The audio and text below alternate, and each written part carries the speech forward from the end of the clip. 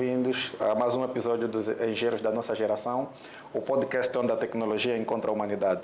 Para o dia de hoje vamos falar sobre teste, né? Que é um tema pertinente para aquilo que é desenvolvimento aplicacional. E para a rubrica de hoje, o episódio de hoje, temos a Lucênia. Lucênia, que é uma tester, analista de teste com 9 anos de experiência e atualmente trabalha propriamente com testes. Lucênia, me diz uma coisa, o que é que tens estado a fazer durante esses 9 anos de experiência que tens?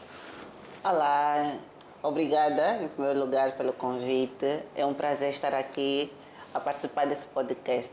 Bem, nesses 9 anos eu não venho a trabalhar exatamente como teste, porque eu comecei inicialmente como programadora. Oh. Tenho ali um pequeno comércio em programação. Comecei com desenvolvimento, onde eu trabalhei por aí uns 4 ou 3 anos. E depois dali eu vi que poderia fazer algo mais. É que eu tive um cenário com JavaScript que eu disse, não, já não programo mais, preciso fazer uma outra coisa fora do desenvolvimento, fora de programação. Exato. Então, estou na área de desenvolvimento nesse período de 9 anos, onde tenho um tempo em programação e o resto do tempo estou na área mais funcional, na área mais com cliente, que é a área de teste. Muito bom, muito bom. Antes de tudo, como é que defines o QA na área de desenvolvimento? Bem, o QA na área de desenvolvimento, eu não sei se posso refazer essa questão ou peço que tu refaças, se é exatamente o profissional dentro da área de desenvolvimento. Por exemplo, ao desenvolver uma aplicação, existe processo. Então, onde é que QA entra, né, no meio desse processo de desenvolvimento da aplicação? Desde o princípio. Ok, aquilo precisa ser feito de forma contínua. Desde o princípio. O desenvolvimento de software, eu falo isso porque você é programador. Exato. O desenvolvimento de software, na verdade, para nós que trabalhamos na área de qualidade, ele começa desde o princípio do projeto. Ok. Porque todos nós queremos entregar algo que funciona. E algo que funciona não é só apenas que atende os requisitos, mas é o que vai de acordo realmente à expectativa do cliente. Muito bom. E desde o princípio nós queremos algo que funcione. É ali onde ele entra. Desde o princípio. Então essa é a necessidade de onde ele nasce, né? Por exemplo, consegue fazer uma diferença entre um projeto que foi construído desde o princípio com QA e um outro que foi feito sem QA? O que é que achas que pode falhar? Falhar tudo, porque uma equipa, né? Uma equipa em si que não tem pessoas voltadas para garantir a qualidade. Primeiro, partindo que todo mundo dentro da equipa trabalha para que o projeto tenha qualidade. Esse é o principal. Desde os requisitos, desenvolvedores, todo mundo trabalha para que haja qualidade. Só que dentro de uma equipa precisamos definir as tarefas, porque o desenvolvedor não é aconselhável que faça tudo, nem o gestor fazer tudo. Então, o gestor vai fazer a parte de gestão, o desenvolvedor vai programar, o QA ou os testers vão garantir a qualidade desse mesmo produto. Ok, porque olha, eu já, pelo tempo que eu já trabalho na área de desenvolvimento, né, eu percebo, ou pelo menos já consegui ver muitos cenários em que você como desenvolvedor, estando o produto estando na tua máquina, ele funciona lindamente. Mas quando sai daí já não funciona. É aquela conversa da minha máquina funciona, né? Estás a ver? Olha, essa é a resposta que eu quase sempre ouço. Mas, Lucênia, na minha máquina funcionou. Estás a ver?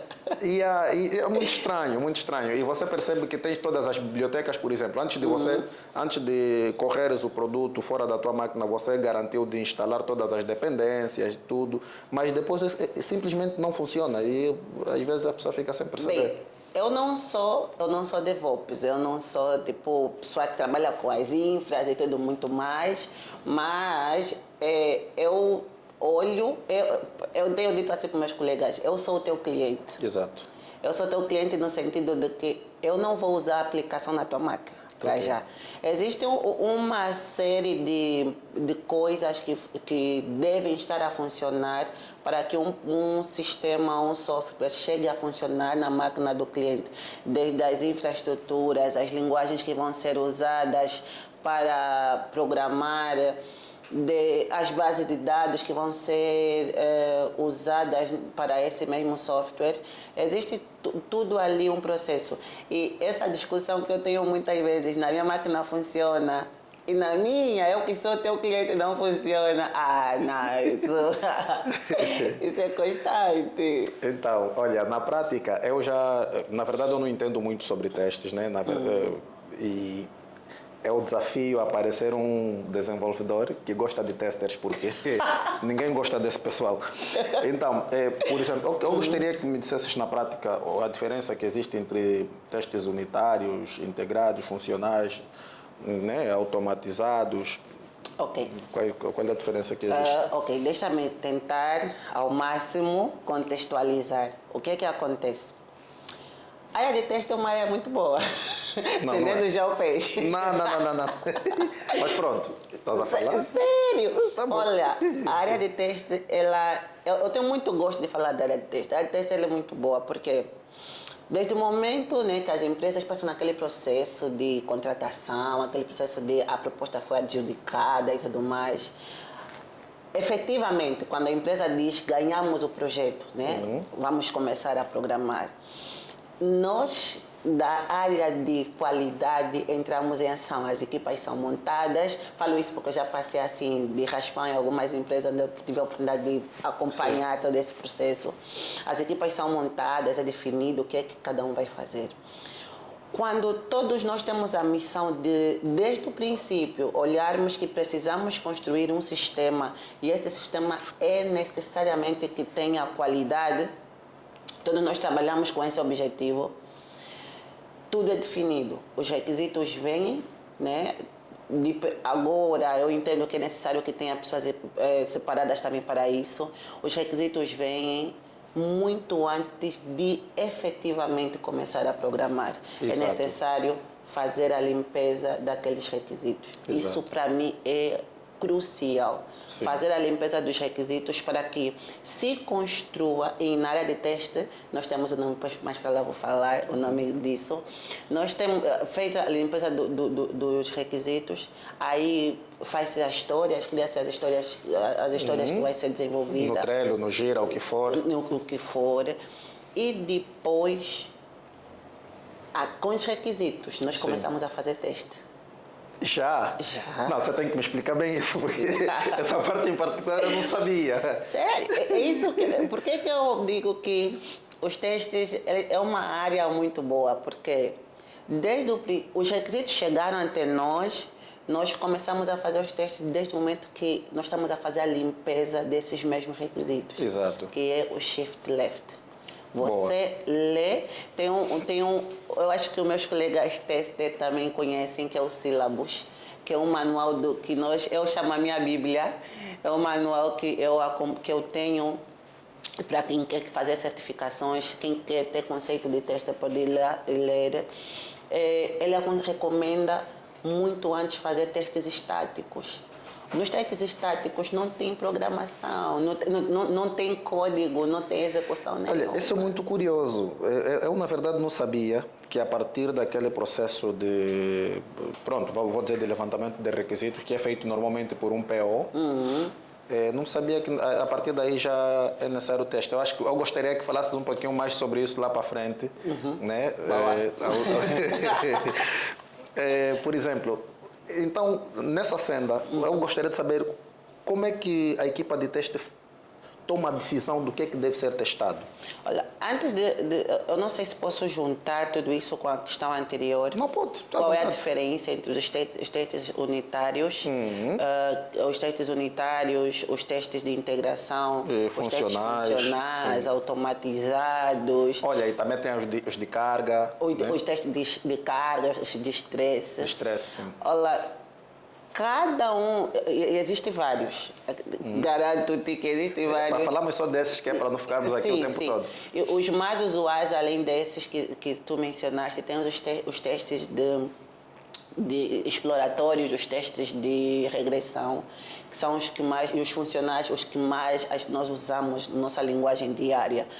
A diferença consiste em que os testes unitários são os testes que nós fizemos, testes em pedaços, que normalmente esses testes unitários é feito pelo desenvolvedor. Ok. Eu que trabalho na área de teste, estou muito mais nos testes manuais, nas equipas onde eu faço parte desde então. Quem se encarrega de fazer esses testes unitários são mesmo desenvolvedores, é que eu vou testar antes de disponibilizar. É o que tu fazes sempre. Sim. Tu testas o que você desenvolveu, o teu pedaço, Sim. muito antes de subir, antes de você falar, vou fazer o merge request. Porque, não, agora eu estou a começar a entrar um pouquinho nisso. Vê, muitas das vezes na maior parte das vezes, né, vou dizer em empresas que têm todos os processos bem definidos, o desenvolvedor só desenvolve aquilo que está escrito foi criado uma tarefa ou uma história, pronto, ele vai desenvolver. E muitas das vezes, se esse PO, por exemplo, que foi lá escrever a história, se também não percebeu alguma coisa ou deixou de perceber, ele escreve uma história incompleta e eu desenvolvo tal como está escrito. Na história. Sim, e depois o que é que acontece? Não vai passar no processo de teste porque alguém tem a versão completa daquilo que ele escreveu mal. E é ali, mais uma vez, que surge a necessidade das equipas abordarem o shift left. É ali onde surge a necessidade de fazer a limpeza nessa história, nesse requisito. Porque muitas vezes a pessoa que está a levantar passa-lhe desapercebido alguma coisa, mas quando as equipas se juntam para ler aquela história, para entender aquela história, nós todos, de certa forma, de forma inconsciente, começamos a testar todos, que são os testes estáticos, onde ninguém mete a mão na massa para codificar. Todos nós vamos entender que esse requisito foi mal levantado, está em falta alguma coisa, está incompleto. Todos nós vamos poder limpar esses requisitos a fim de termos no final uma história completa. Só para eu terminar, falamos dos testes unitários que são feitos normalmente pelos desenvolvedores. Certo.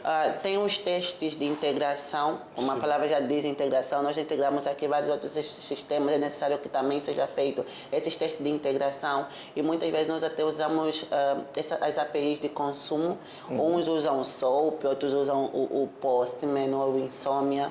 Tem também os testes funcionais que estão muito mais voltados para a realidade efetiva do projeto. Eu se tenho, por exemplo, uma tela de login, eu vou fazer se realmente esse teste, vou lá, coloco o user passo para ver se esse login realmente vai funcionar. Os testes de automação é o que agora não é novo, porque já existem muitas frameworks para automatizar. São o que é para equipas um pouquinho mais organizadas, tem equipas que tratam efetivamente desses testes de automação, que é praticamente os testes manuais que eu acabo fazendo. Alguém desenvolve um script, esse script vai rodar para poder testar aquilo que eu faço de forma manual. E chega a ser um pouquinho mais rápido a detectar bugs, ou até mesmo de nós, se tivermos uma massa de teste muito complexa, os testes automatizados eles acabam sendo, né, esse suporte para poder fazer esses testes.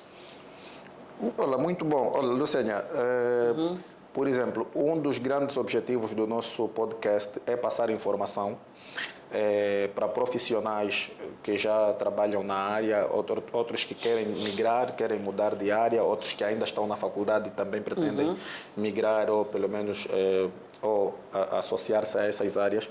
E está a ser muito bom, pelo menos para mim está a ser educativo.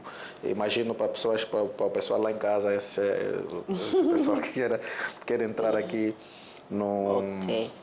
na área de teste. Por exemplo, podes falar assim, falaste sobre os testes de automação, existem frameworks que fazem esses testes. Podes citar pelo menos 2 só para deixar assim a título de informação? Ok. Para quem quer, Bem, não vou dizer isso como gosto, mas é o que praticamente as pessoas que estão muito ligadas a mim usam Selenium para poder fazer automação, usam o Playwright, que é atualmente uma das ferramentas que as pessoas que estão a mergulhar na área de automação estão muito a usar. Eu não vou falar assim, né, com muitos detalhes para não fazer publicidade do Playwright. E além disso, além do Playwright, também tem o Cypress, que é também uma ferramenta de automação, que ambas, pelo menos para mim, tenho essa facilidade, não sou expert, mas consigo me desdobrar. Com Cypress estou muito mais familiarizada com Playwright. Bom. São ferramentas muito simples de aprender. Isso é ótimo. Olha, há pouco tempo a Lucénia falou assim rapidamente sobre o que há dentro das equipas. Eu gostaria de saber de ti, por exemplo, qual é o papel do QA dentro de uma equipa ágil, como um Scrum ou um Kanban, por exemplo? Ok. Bem, o papel do QA, tanto numa equipa ágil, ele serve, quero deixar aqui claro, o QA não são caça-bugs. Não somos só apenas caçadores de bugs. Mas eu vos entendo assim, mas pronto. Não, sério, é que acabamos de ser rotulados porque estamos sempre a reportar, que é muito bom. Eu acho que os bugs devem ser encontrados desde o princípio para não serem encontrados em produção. Exatamente. Então, o papel do QA dentro de uma equipa ágil é para garantir efetivamente a qualidade do projeto, partindo do princípio que não existe um projeto 100% ausente de bug. Isso acho que todo mundo está de acordo. Mas o objetivo é esse, é fazer com que o usuário final, porque lá no fundo o que mais importa é a experiência do usuário.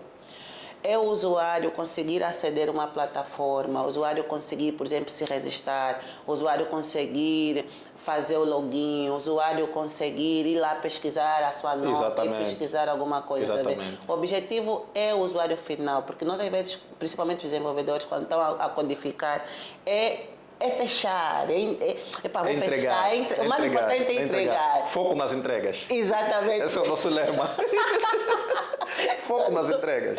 O objetivo é entregar, mas só que nessa entrega tem um usuário lá no final, estás a ver? Tem alguém que vai consumir o projeto que eu e você desenvolvemos. E nós precisamos olhar para eles, que é o usuário final. Esse usuário final pode ser o cliente que te contratou para poder fechar o projeto. Sim, olha, porque aqui no nosso mercado, eu vou dizer uma coisa de 10 anos atrás, existem muitos softwares que foram postos no balde de lixo.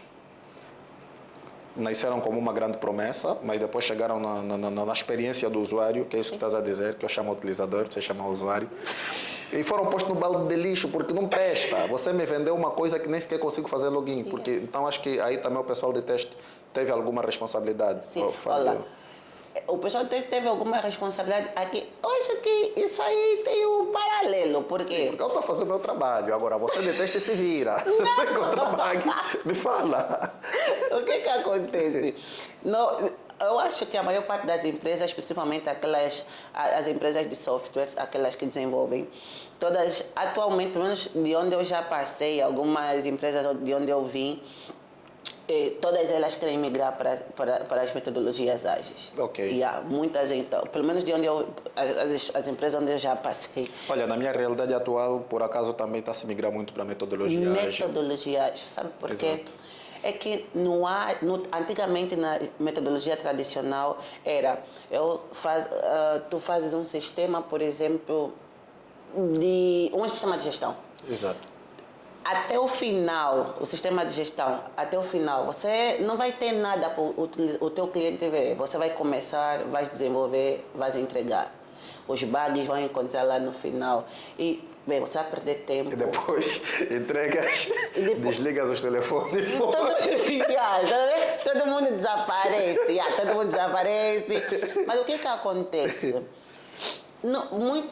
O ágil, e essa metodologia é muito boa, porque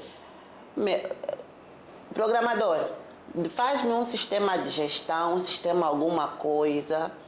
Eu não vou esperar o projeto terminar para te entregar. Eu vou começar a te entregar o quê? Por partes. Exato. E por partes, eu até como empresa chego a te acalmar um pouquinho, porque você vai começar a ver Que está a funcionar, e está a funcionando, acontecer. E estás a me entregar. Eu Yeah. consigo ver aquela ideia que eu tive em papel, aquela ideia que eu tive em imaginação, já estou a ver se materializar, porque eu estou a te entregar paulatinamente.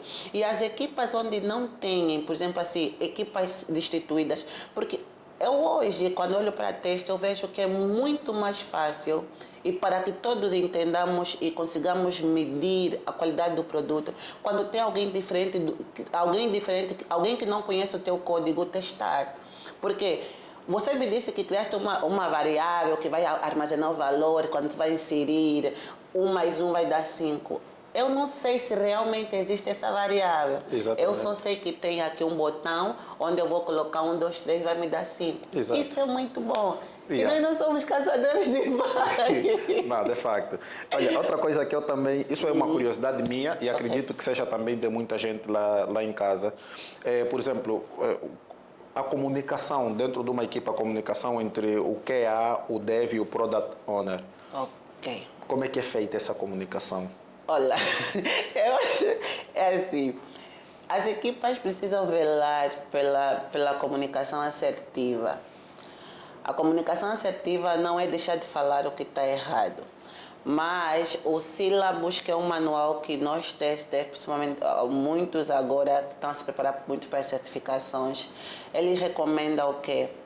Ao invés de eu dizer que um Guinami fez, por que eu não falo que isso deu erro porque o fulano é que fez, né? Apontar-te diretamente, principalmente quando estamos assim nas daily. Por que não falamos a equipa X não conseguiu, por exemplo, entregar a tempo a seguinte funcionalidade? Nós precisamos olhar muito mais para a comunicação. A comunicação tem que ser assertiva no meio das equipas, porque, sem mentira, trabalhar com desenvolvimento já é muito estressante. Nós passamos algumas vezes, né, viramos à noite, você não dorme, você já está extremamente cansado.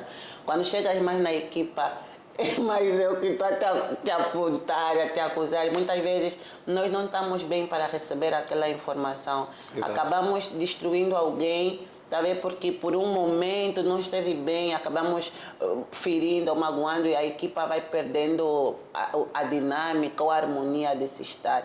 A comunicação com o desenvolvedor tem que ser mesmo a mais fluida, a mais assertiva possível.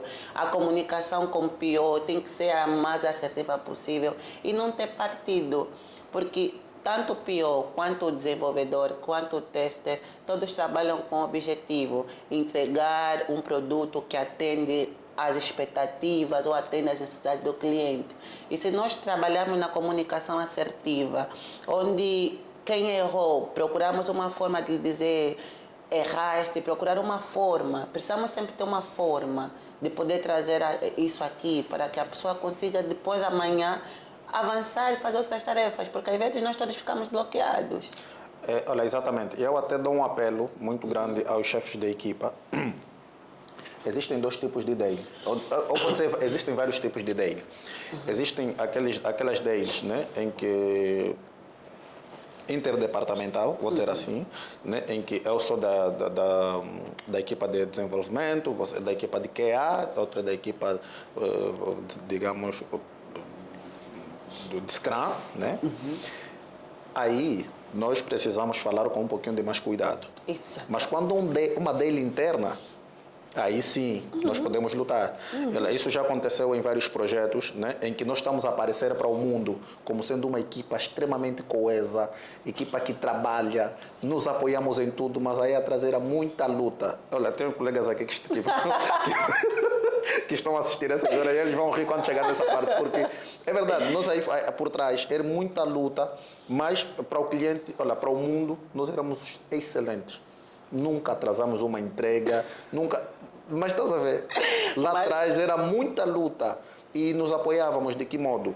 Às vezes você está a falhar com a tua tarefa, nós sentávamos mesmo, o que está a faltar? Olha, fulano, consegues tipo uma task force interna. Consegues ajudar aqui. Olha, eu vou só fechar aqui, depois eu vou ver o que está a se passar com ele. E conseguimos entregar. E nós, por acaso, também, na equipa onde eu estou, nós temos essa cultura. Nós nos dividimos, né, as tarefas, mas principalmente quando estamos a fazer alguns testes regressivos, não sei se me permites falar isso mais outra. Não, por favor, está à vontade. Também um dos tipos de teste, que são os testes de regressão, que é para verificar quando vocês devem fazer um deploy, eu preciso testar o sistema para ver que com esse deploy ou com as correções que foram feitas neste deploy não vai quebrar aquilo que já estava funcionando. Sim. Por isso você fala, não, você demorou muito tempo para testar, nós queremos atualizar a produção. Tem que garantir que aquilo que já está a funcionar continue a funcionar. Sim. Sempre.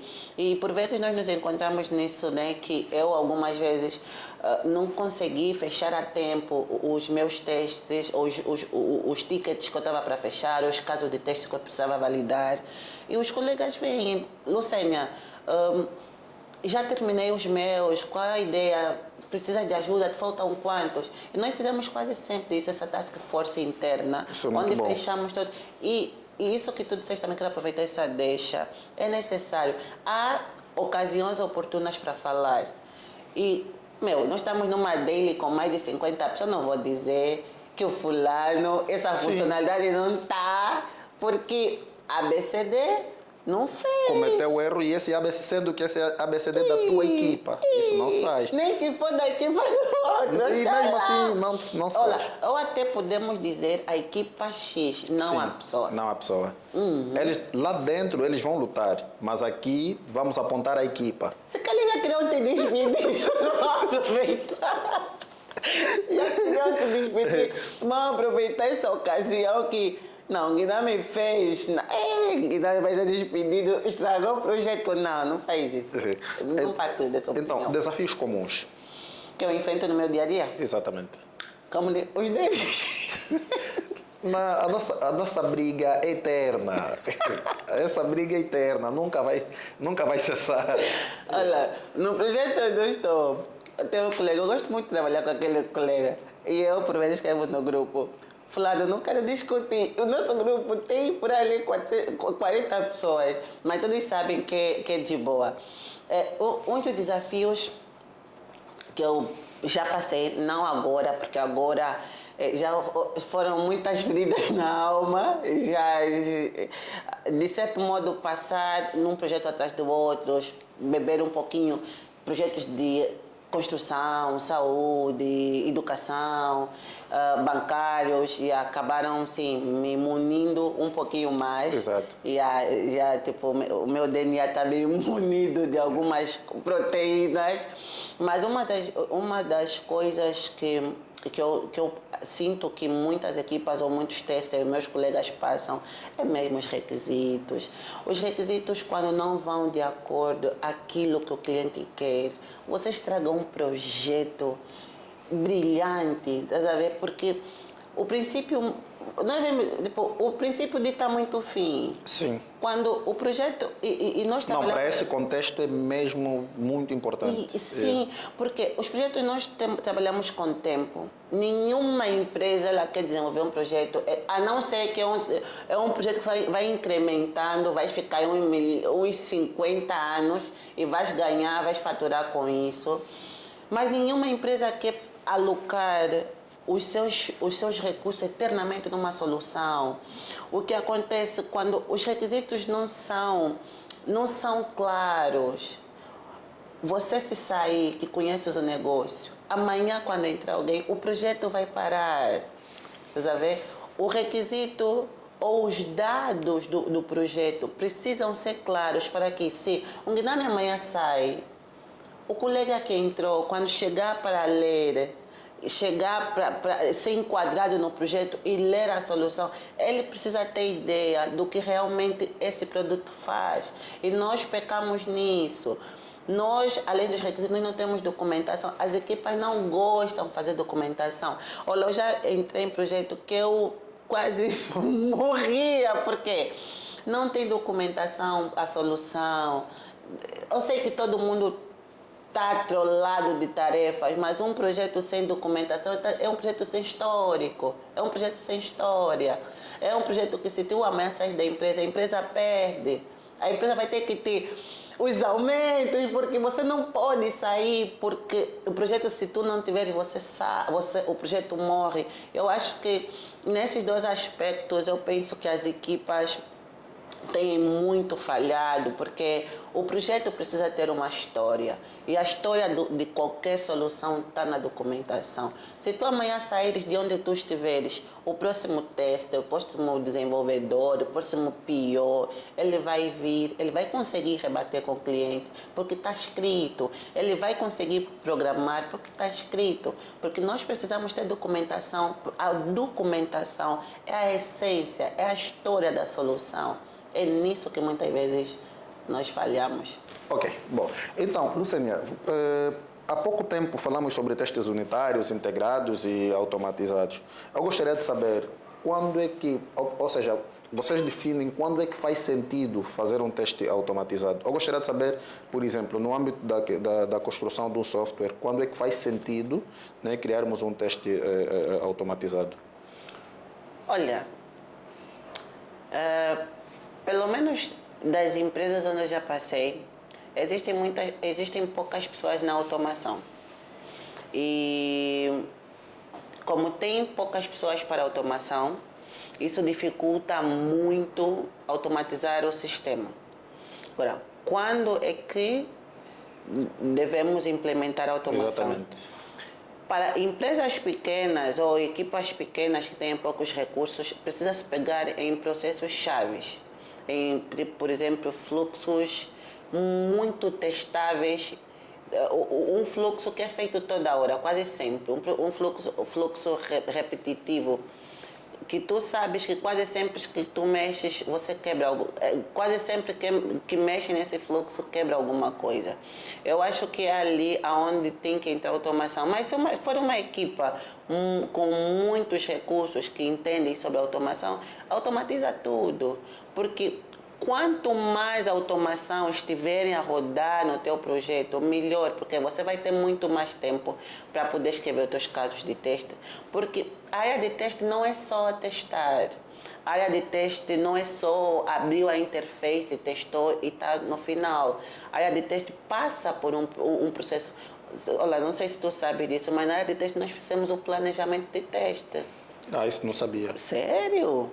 Faz o planejamento de teste, onde tu vais escrever tu fazes planejamento, tu escreves casos de teste, tu precisas saber o que vais testar.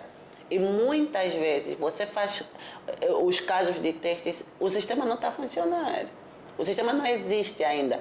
Os devs, alguns estão a construir alguma coisa, nós estamos a escrever o que esperamos testar quando você escrever no vosso código. Isso é feiticismo. Isso é ciência.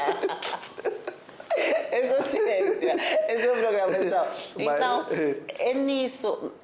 Se hoje, antes, eu dizia assim, não, podemos automatizar só fluxos, assim, tipo, que quebram toda hora sempre que o sistema atualiza. Hoje, pelo que eu já vivi em muitos projetos, eu sou de opinião que se for para automatizar o sistema, automatize. Por quê? Okay. Com a automação nós vamos detectar os bugs muito mais cedo, vamos conseguir corrigir o bug muito mais cedo, vamos conseguir retestar o bug muito mais cedo e nós todos economizamos tempo. Porque já consome-se muito tempo quando você, desenvolvedor, disseste que farias 1 hora na tarefa, fazes 4. Eu disse que deveria testar em 1 hora, faço 2. Se tu veres, a nossa margem de entrega já começa a ser muito escassa e o tempo que nós temos para executar o projeto começamos todos a ficar muito mais limitados. Exatamente. E eu acredito que todas essas metodologias que são criadas como a Ágil, elas nascem com o objetivo de matar esse tempo, esse timing que nós temos tido também, esses tempos de entrega. Uma coisa que me nasceu aqui, uma curiosidade é, os testes automatizados, eles substituem os testes manuais? Nunca. Não? Nunca deve ser feito isso.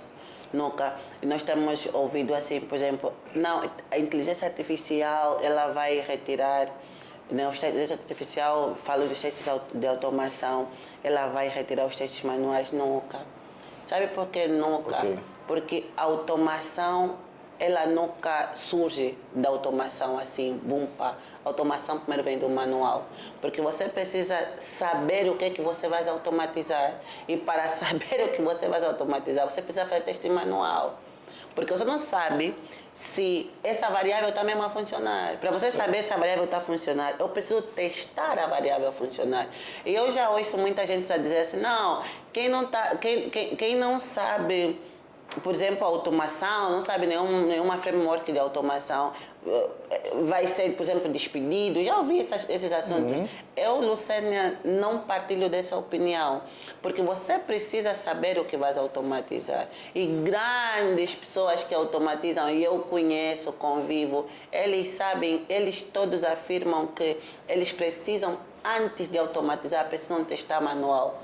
Precisam saber o que é que tem no teste manual, porque o teste de automação não vai substituir os manuais. Okay. Ele veio para complementar. Uma tarefa que, por exemplo, um fluxo que eu fazia uma hora para testar em automação, para fazer uns 5, 2, 3 minutos, isso é perfeito. Eu já escrevo meus casos de teste, testo o meu sistema uma vez e depois deixo aí a automação a rodar e depois eu só vou indo fazendo a manutenção no meu script. Isso é perfeito. Muito bom. Por exemplo, com o surgimento da inteligência artificial, como você acabou de falar há pouco tempo, como é que vês o futuro, por exemplo, da qualidade de softwares ou ferramentas inteligentes, né? Ok.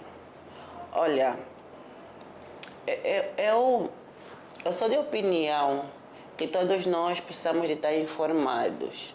Todos nós precisamos acompanhar a evolução em si da tecnologia e nós da área de desenvolvimento precisamos também seguir isso. Porque atualmente já temos muitas frameworks que você diz apenas o contexto. Nesse caso, a IA, você lhe explica o contexto, ela te cria um caso de teste, mas precisamos ter análise aí. A inteligência artificial, ela está a ser, eu por vezes digo isso, ela está a ser aprimorada a cada dia.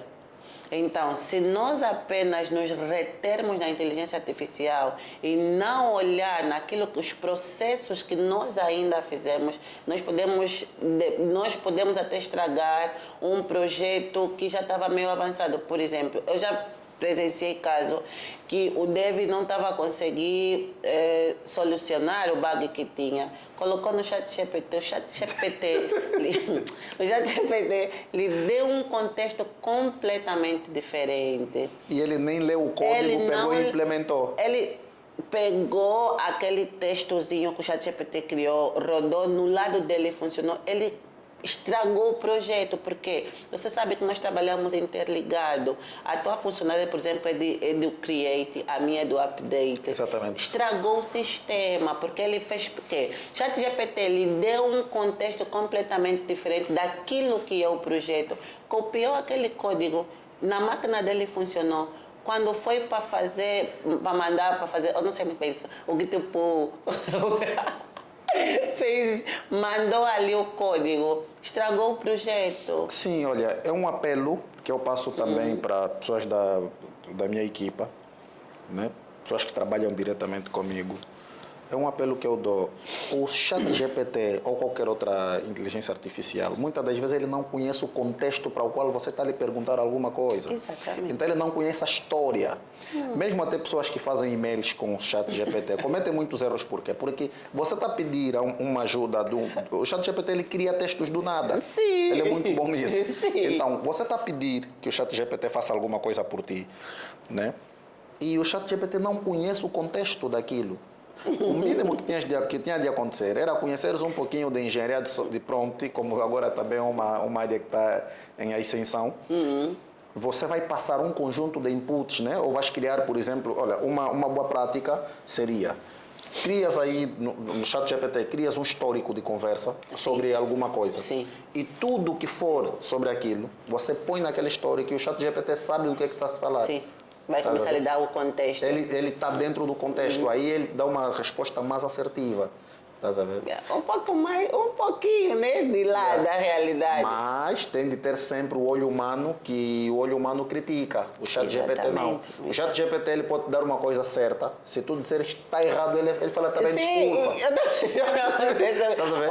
Mas se fosse um humano, o humano discute contigo. Ele diz, não, isso está certo e acabou. Yeah. Então é Então, em na área de teste é necessário olharmos para isso. A inteligência artificial é muito bom. Eu, primeiro, faço uso a inteligência artificial, mas eu sei até onde eu devo, principalmente, pegar e colocar. Exato. Precisamos refinar, mas há pessoas que estão se tornando totalmente dependentes. Olha, tivemos um webinar, por acaso, que foi dito isso, né? Antes de usares a inteligência artificial, precisas conhecer a ciência. Porque imagina, o chat GPT ele pode te dar um boi, só que esse boi tem um chifre nos pés. Estás a ver? E se não souberes criticar, falar que não, o chifre do boi normalmente não fica aí. Ele te dá isso, você faz um copy-paste e estragas o projeto conforme acabaste. Infelizmente. Lucênia, que competências, por exemplo, um analista, consultor de testes precisa dominar, precisa ter, nesse caso? Isso é meio polêmico, porque há tempos eu vi no LinkedIn, alguém disse, mas para ser teste, então, falar tenho que saber JavaScript, tenho que saber base de dados, eu não preciso saber isso. Bem, as competências que hoje, Lucena, eu apresento, e eu senti muito isso, essa falta em mim, senti essa falta em mim, em primeiro lugar, você precisa querer. Eu não sei se isso se enquadra em competência, mas, em primeiro lugar, você precisa querer, precisa ter vontade de fazer aquilo que você vai fazer. Porque é através daquilo que você quer fazer, você vai atrás dessas ferramentas, vai atrás desses recursos. Para quem quer começar na área de teste, vá à busca dos conceitos simples. O que é teste? Vai mesmo à procura dos conceitos simples. Isso eu não tive. Eu logo, que deixei de programar, eu pulei já para teste de uma forma assim, mas depois eu comecei a sentir falta desses pequenos recursos. Caíste de paraquedas? Caí um paraquedas porque eu já testava o código do meu colega. Então, okay. Foi um paraquedas que não caí com 2 pés, caí com um pé. Então, se for para olhar para as competências de alguém que quer emergir para a área de qualidade, para a área de teste, é essa. Eu não sei se isso se enquadra em competência a querer, mas você precisa primeiramente querer. Depois, quando você quer, você vai à busca. Exato. Quando você quer, você vai atrás. E uma competência que eu acho extremamente necessária para alguém, comunicação.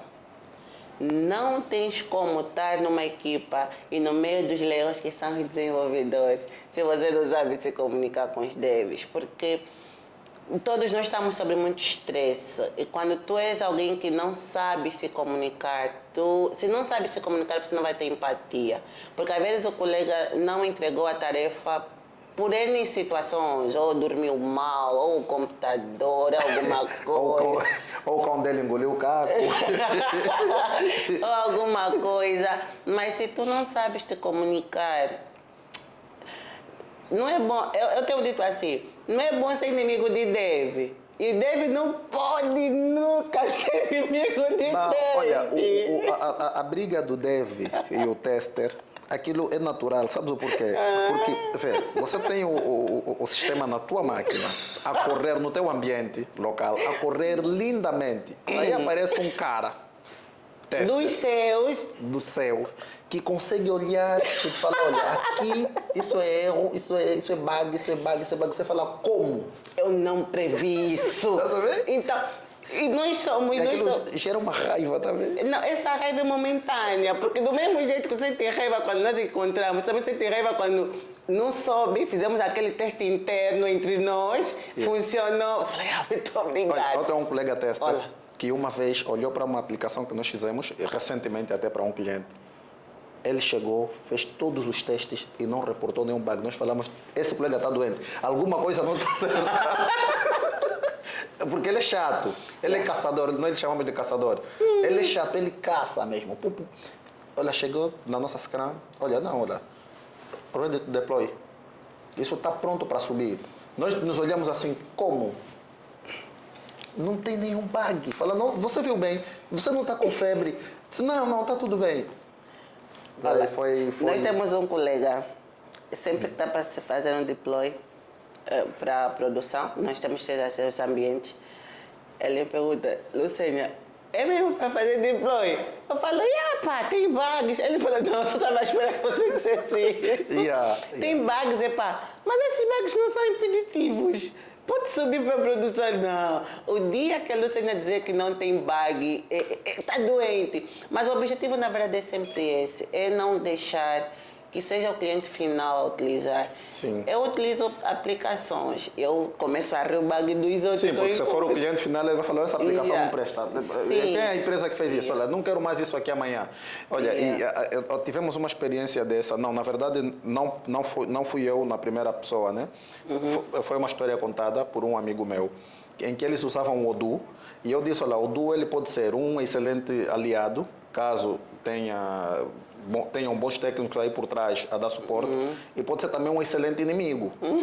Né? Então, eles tiveram aí um técnico que não soube dar conta, né? Não sei os motivos, e eles lá detestaram. E hoje você chega naquela empresa, fala Odoo, eles trancam a empresa, todos vão para casa, aquele dia é feriado. Então eles não querem saber daquela ferramenta. E é uma ferramenta que muita gente usa e é uma ferramenta boa. Eu por acaso não sei se... acho que eu nunca usei o Odoo. Sério, só agora que eu estou ouvindo falar do Odoo. Pronto, depois vai gostar. Vai gostar. Os testes automatizados, então, com o Odoo, tem aí uma coisa que é chamada de Cypress. Não sei se você já ouviu falar. O Cypress já. Com o Odoo, olha, vai gostar. Lucênia, eu gostaria que desses um conselho às empresas. Por exemplo, caso as empresas eles queiram ter uma equipa sustentável, uma equipa de teste sustentável, o que é necessário para que as empresas façam? Eu gostaria que passasses esse conselho, porque hoje em dia temos muitos empreendedores, né? E atualmente as empresas estão a crescer muito, e só que nós estão a crescer muito a nível prático, mas não a nível de processos. Então, eu gostaria de saber do teu lado o que seria disso. Amei essa parte, estão a crescer a nível prático, não a nível de processos. Eu sempre digo assim, o que importa no final é o utilizador final. Exato. Eu estava a dizer que é user. Você fala user, eu falo utilizador. User é português de Brasil. Nós aqui, o nosso acordo ortográfico... Não, nós não assumimos o acordo ortográfico, acho que é isso, não sei. Mas se não for isso, depois vão me corrigir nos comentários. Mas eu só sei que nós aqui, o certo para nós é utilizador, né? E base de dados. Muita gente fala banco de dados. Para nós aqui o certo é base de dados e não user, utilizador. Ok. Mas eu falo base de dados, mas falo user. Mas pronto. Ok. Assim, na verdade, o que importa é o utilizador final. O utilizador final, eu gosto de ter essa experiência quando eu vou aceder a uma aplicação e conseguir me desdobrar. Às vezes eu provoco um pouco porque eu vou mexer, porque eu mais ou menos sei onde estragam sempre. Então, eu gosto dessa experiência boa do utilizador final. E as empresas que são fornecedoras de sistema, fornecedoras de software, não olhem para a área de teste como uma área que não faz diferença num projeto. Na verdade, faz diferença num projeto, sim, a área de teste. Sim. Por quê? Porque quando nós distribuímos os trabalhos dentro da equipa, cada um consegue segurar um pedaço desse projeto.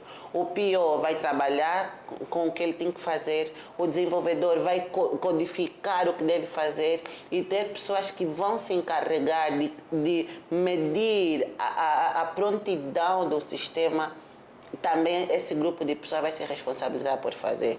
Algumas empresas acham que os testes, é só chegar, encontrar bug. Não. Existem Desculpa. Existem processos que são feitos muito antes de chegar e clicar no botão e dizer que o botão não está a funcionar. Assim, do mesmo jeito que dão atenção e valor a todos os níveis para outras equipas, tanto desenvolvimento, Scrum Master e tudo mais, precisam olhar para a equipa de teste porque, de certo modo, os testers acabam sofrendo do mesmo jeito que o desenvolvedor. Se você reparar, quem vira à noite, na verdade, são os testers e o desenvolvedor. Quem dá o braço pelo projeto, quem dá o coração pelo projeto é o tester e o desenvolvedor. Por isso que a comunicação, hoje estão a rir, amanhã estão a chorar, hoje não estão a falar, amanhã são os grandes amigos. Exato. Porque é uma relação de amor e ódio. Sim, porque esses dois passam muito, muito tempo juntos. Então, as equipas que querem olhar para as empresas que querem olhar para os seus sistemas, assim, apresentar algo de valor, constitui equipa de qualidade dentro da empresa, constitui equipa de qualidade dentro do projeto, porque testar não é só chegar no botão e testar. Existem processos que são feitos, existe planeamento que é feito, existe critério de prioridade a ser feito e tudo isso é sentar e estudar. Exato. Isso tudo é sentar, escrever o que é que vamos fazer, o que é que não vamos fazer. E as empresas precisam olhar para isso. Quem desenvolve? Se tu tens uma empresa pequena, se tu tens uma empresa média ou grande ou de absoluto porte, olhe para isso, procure implementar as políticas de qualidade dentro. Essas políticas de qualidade vai diretamente fazer com que você olhe para teste. Muito e bom. você valorize financeiramente teus testes. Okay. Olha, por exemplo, o pessoal lá de casa que já tem estado a acompanhar o nosso canal, já perceberam que nós hoje estamos num cenário diferente, né? Hoje nós estamos com o apoio da Sequiouros, do engenheiro Cláudio Luquelo. Ele está nos apoiar nesse projeto, né? Começou, ou seja, simpatizou com o projeto, começou a apoiar. Hoje estamos num estúdio diferente e então gostaria de deixar um grande abraço para o meu amigo Cláudio Luquelo, né? Que é o CEO da Sequiouros, e um grande abraço. Então, Lucênia, por exemplo, já trabalhas nessa área há 9 anos. Como é que tu vês o futuro dos testers aqui no nosso mercado daqui a 5 anos? Olha, daqui a 5 anos, bem, a área de teste está a crescer, isso eu tenho que reconhecer, porque quando eu comecei, as minhas aspirações eram muito fora, né, nossos irmãos brasileiros, que nós todos acompanhamos. Aqui dentro são um dos maiores criadores de conteúdos online da lusofonia. Sim, sim, sim. Se eles não traduzirem, nós não temos conteúdo. Põe muito conteúdo na rede. Então, e esse pessoal, por exemplo, o Cláudio, né, que é o amigo que está a apoiar, ele tem estado a dar formações também de cibersegurança para brasileiros. E aquele é um mercado muito fértil. Imagina, o vetor a se inverter. Normalmente nós consumimos conteúdo brasileiro, mas agora ele inverteu o vetor e estamos agora, nós aqui os angolanos, também a passar algum conhecimento para eles. Isso é perfeito, porque antes as minhas aspirações eram muito fora. Agora, algumas pessoas já conseguem entrar em contato comigo para trocar experiência. Exato. E tem sido muito bom para mim. Eu, quando comecei, não tinha assim tantos... Talvez tinha, eu não conhecia, mas eu via que não tinha tantas pessoas assim voltadas para a área de qualidade. E principalmente com esses conceitos bons, porque né, quando eu comecei também era pensar que era só testar, mas à medida que você vai se relacionando com outras pessoas, vai descobrindo os outros conceitos para ler, tu consegues perceber que não é apenas só chegar e testar, existe um planeamento, existe um monitoramento de teste também que é feito, existe manutenção de teste que precisa ser feita.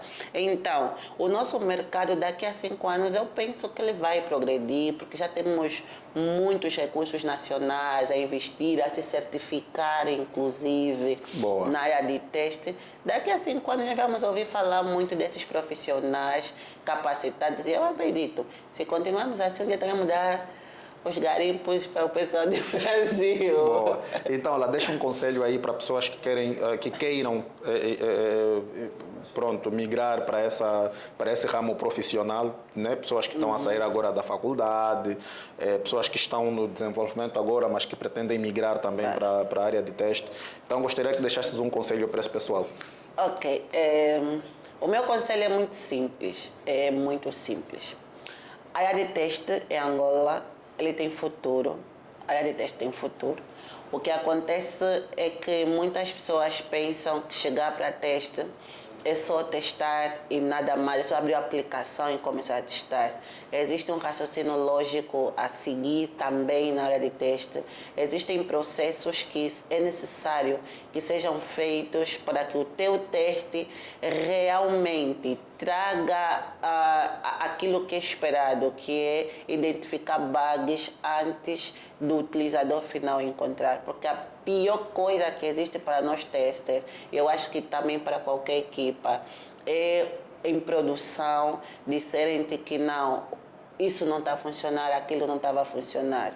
Então, para quem quer vir para a área de teste, e aqui no nosso mercado, no nosso solo angolano, a área de teste tem futuro, venham para a área de teste. Vocês vão ter desafios, né, com nossos colegas desenvolvedores, mas é uma área muito bonita e, acima de tudo, é tu poderes ver o produto que você trabalhou, o produto que você também suou, o produto que você deu tudo de si, ou está a ser usado por alguém, ou está a ser apreciado por alguém e está ali em produção. Você até gosta de dizer, não, eu também participei dessa solução, exatamente, desse projeto. E ali, Angola, o mundo está a usar. Isso é muito compensador.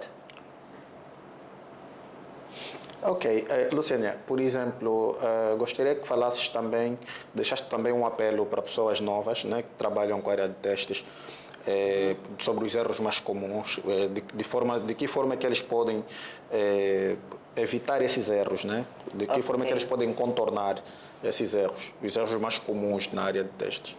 Olá, um dos erros comuns, eu vou repetir acho que mais uma vez isso, um dos erros comuns é as pessoas olharem para o teste e pensar que é só testar. Não, não é apenas só testar. As pessoas pensam que teste é apenas só mais uma coisa que alguém, uns até usam, qualquer um pode fazer. Não. Existem pessoas que estão a se especializar, estão a se capacitar na área de teste mesmo para garantir a qualidade do produto. E as pessoas negligenciam muito isso. E eu acho que esse é um dos erros, tanto que as empresas e outras pessoas fazem, é negligenciar mesmo isso. Tanto a área quanto o profissional. Eles pensam que qualquer pessoa pode fazer. Não, chefe, é difícil testar. É difícil você pegar um produto, você não sabe como é que aquele David fez, você muitas vezes há projetos que nem sequer tem documentação, você tem que sentar e construir uma documentação pelo que já tem. O que já tem, às vezes, é uma solução que não funciona. É você sentar, é você tirar muito tempo para tentar estudar aquilo que já não está a funcionar, você escrever, idealizar como deve funcionar, porque não tem documentação. Então, não negligenciem os testes, não negligenciem o conhecimento referente a essa área, porque as pessoas têm muito feito. Se você não negligenciar, claro que você vai ter, e hoje na internet tem vários conteúdos referente a isso, e qualquer profissional que tentar ou que desejar envergar para essa área, certamente que será bem sucedido. Muito bom. Assim, a título de encerramento, gostaria que falasses daquilo que é a tua experiência, ou seja, em que projeto você trabalhou assim de forma mais recente e também mais desafiadora? Eu acho que se o meu amigo José Tandaval ouvir isso, ele vai lembrar de um projeto. Não vou. Nem posso. Olha, nem posso dar muitas pistas, porque todo mundo que me conhece vai chegar rápido nesse projeto. Mas, olha, um projeto, um desafiador, e um mais recente, mas não vou falar os nomes dos projetos. Por favor. E nem posso mesmo. Vou começar pelo mais recente. Atualmente estou num projeto que eu não posso dar muitos detalhes. Estou num projeto, é desafiador, porque o projeto teve muitas situações, desde um montão de coisas daquele projeto. Mas a equipa, eu gosto dessa equipa porque é uma equipa muito madura, ela é uma equipa que procura, já temos problema, então vamos resolver. O que é que tem que ser feito para resolver? Então, nesse meu projeto recente, eu estou a amar trabalhar com essas pessoas, porque eles são mesmo muito maduros, desde a gestão, a todo mundo envolvido nesse projeto. Queremos resolver os problemas que encontramos nesse projeto, porque praticamente todo mundo que lá está não começou e a equipe madura então está a conseguir se desdobrar desse projeto. Agora, um dos projetos mais desafiadores que eu já tive é um projeto que depois o cliente teve que se desfazer do projeto. Mas foi um projeto com muita lágrima. Foi um projeto, mas esse projeto, na altura eu não percebia, porque me doía muito. Era que nem vocês devem com um tester, tá vendo? Aquele cliente para mim era o meu tester e eu era o dev. Então, esse meu amigo José sabe qual é o projeto que nós vivemos. Foi um projeto de muita turbulência. Um projeto que o cliente, isso também eu aprendi com esse projeto, quando o cliente não quer, o cliente começa a dar sinais, começa a deixar de se importar. E eu acho que as empresas precisam olhar para isso e também se desfazer, porque é bom ganhar muitos milhões no projeto, mas melhor ainda é você ter a tua equipa intacta, ter a tua equipa disposta a fazer. Então, nesse projeto que eu tive essa experiência horrível e que muita gente acabou ficando doente, só para você já ter noção. Teve um colega que teve até uma crise.